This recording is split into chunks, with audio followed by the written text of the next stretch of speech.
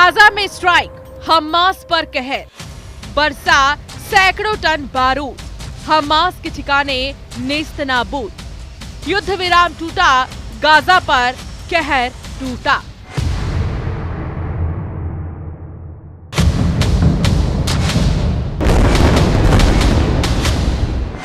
Israel और Hamas के बीच ceasefire अब पूरी तरह से खत्म हो चुका है।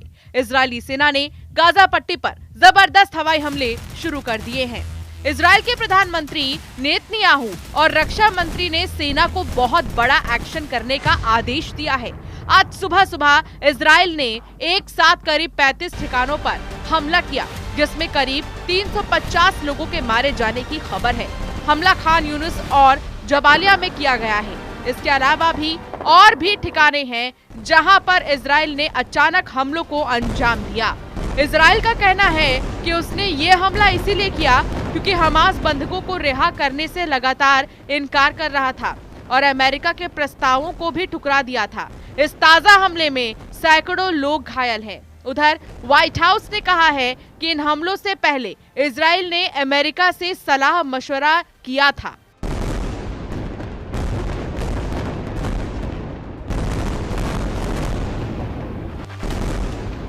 इजराइल और हमास के बीच फिर से युद्ध शुरू हो गया है। बंधकों की रिहाई के लिए जो समझौता हुआ था और जो वॉर पर जो पॉज का बटन दबा हुआ था, वो फिर से प्ले मोड में आ गया है और इजराइल ने सूरज निकलने से पहले ही गाजा के हर हिस्से में ताबड़तोड़ हवाई हमलों को अंजाम दिया।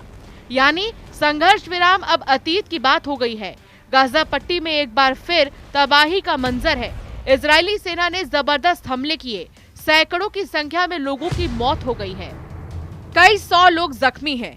हमास का दावा है कि इजराइल ने आम लोगों पर बम बरसाए हैं, तो इजराइल का दावा ये भी है कि आईडीएफ ने हमास के ठिकानों को तबाह किया है। अब सवाल उठता है कि आखिर यह हमला क्यों हुआ। इजराइल का कहना है कि बंधकों को रिहा नहीं कर रहा था हमास का कहना है कि इजराइल ने विश्वासघात किया। दावा ये भी है कि ट्रंप ने ही युद्ध शुरू करने को हरी झंडी दी।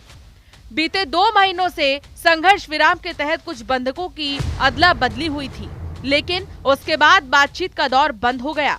हमास की ओर से जवाब न मिलने की सूरत में इजराइल ने ऐलान कर दिया कि अगर हमास ने सभी बंधकों को रिहा नहीं किया तो गाजा के लिए नरक के दरवाजे खोल जाएंगे।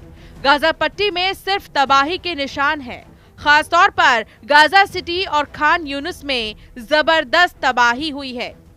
जैसे तस्वीरें खान यूनिस के एक अस्पताल से आई हैं, उसमें दिख रहा है कि बमबारी में हर उम्र वर्ग के लोग जख्मी हुए हैं। गाजा पर हुए हमले में एक हमला हमास के एक बड़े आतंकी के ऊपर किया गया। इजराइल के मीडिया के हवाले से खबर है कि हमास के कमांडर अबू उबैदा अल जमासी को मार गिराया गया है। रिपोर्ट्स के मुताबिक अल जमासी के घर को निशाना बनाया गया था, जिसमें उसके साथ उसका परिवार भी था, वो भी मारे गए। हालांकि हमास ने अब तक इस दावे की पुष्टि नहीं की है। हमास ने इस हमले को विश्वासघात करार दिया है और सीधे इजरायली प्रधानमंत्री नेतन्याहू को जिम्मेदार ठहराया है। हमास के एक वरिष्ठ अधिकारी ने रॉयटर्स को दिए एक बयान में कहा कि इजराइल ने संघर्ष विराम को एक तरफा तौर पर तोड़ दिया और अब हालात और बिगड़ सकते हैं। वहीं व्हाइट हाउस ने भी इस पर प्रतिक्रिया दी और स्वीकार किया कि इजराइल ने हमलों से पहले अमेरिका से सलाह मशवरा किया था। और खबर ये भी है कि ट्रंप ने ही युद्ध को फिर से शुरू करने पर मुहर लगाई और उसी के बाद उत्तरी गाजा से दक्षिणी गाजा तक सिर्फ और सिर्फ बम की आवाज सुनी जाने लगी।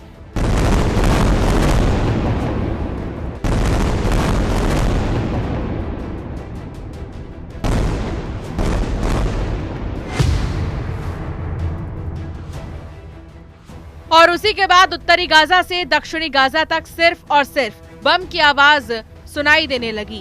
जबालिया, गाजा सिटी, नुसेरात, देर अल बलाह और खान यूनिस में इजरायली फाइटर जेट्स ने बारूद बरसाए। इजरायली सेना का कहना है कि ये सिर्फ शुरुआत है और अगर हमास ने बंधकों की रिहाई नहीं की तो हमले को और तेज किए जाएंगे। इजराइल ने अपने नागरिकों को भी अलर्ट कर दिया है और नए सुरक्षा दिशा निर्देश जारी किए हैं। आईडीएफ ने कहा है कि 2 बजे रात से गाजा से सटे इलाकों में सुरक्षा व्यवस्था कड़ी कर दी गई है और वहां स्कूलों और सार्वजनिक जगहों पर गतिविधियों पर रोक लगा दी गई है। युद्ध विराम का पहला फेज चल रहा था। हमास बंधकों की रिहाई नहीं कर रहा था। इजराइल हमास में बात भी नहीं हो रही थी। 12 मार्च को इजराइल ने गाजा की सीमाएं सील की। गाजा में राहत सामग्री की सप्लाई रुक गई।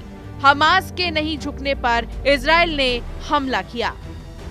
इजराइल ने न सिर्फ हमास बल्कि पूरी दुनिया को अल्टीमेटम दे दिया है कि जब तक उनके सभी बंधक रिहा नहीं होते और इजराइल वापस नहीं पहुंचते, अब ये हमले रुकने वाले नहीं हैं। उधर अमेरिका में इजराइल के राजदूत डैनी डैनन का कहना है कि इजरायली एयरफोर्स ने गाजा में हमास के ठिकानों पर हमले शुरू किए हैं। हम अपने दुश्मनों पर कोई दया नहीं दिखाएंगे। ये साफ करना है कि इजराइल हमलों को तब तक नहीं रोकेगा जब तक हमारे सभी बंधक घर वापस नहीं आ जाते। हमने इस पर सुरक्षा समिति को साफ तौर पर कहा है कि अगर वो गाजा में युद्ध रोकना चाहते हैं तो उन्हें बंधकों की इजराइल वापसी सुनिश्चित करनी होगी। हम उन्हें वापस लाने के लिए प्रतिबद्ध हैं। यानी गाजा पर इजरायली बमबारी फिलहाल तो रुकने वाली नहीं है।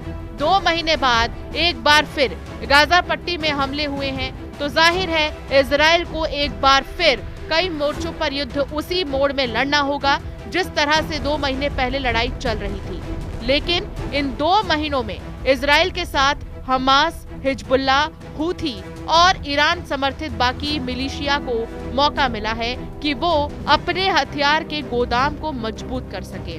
ऐसे में अब जब युद्ध शुरू हुआ है तो माहौल फिर से बारूदी होने वाला है। गाजा पट्टी में इजराइल के अब तक के सबसे बड़े हमले के बाद हमास ने इजराइल को बहुत बड़ी धमकी दे दी है। हमास के कमांडर इज्जत अल रिश्क ने कहा है कि इजरायली हमले से उनके कब्जे में मौजूद बंधकों की जान खतरे में है और ये उनके लिए मौत की सजा जैसा है। मीडिया रिपोर्ट्स के मुताबिक इज्जत अल रिश्क ने एक तरह से बंधकों को मारने की धमकी दे दी है। उसने कहा है कि नेतन्याहू का फिर से युद्ध शुरू करने का फैसला कब्जे में लिए गए कैदियों की बलि चढ़ाने और उन्हें मौत की सजा देने जैसा है।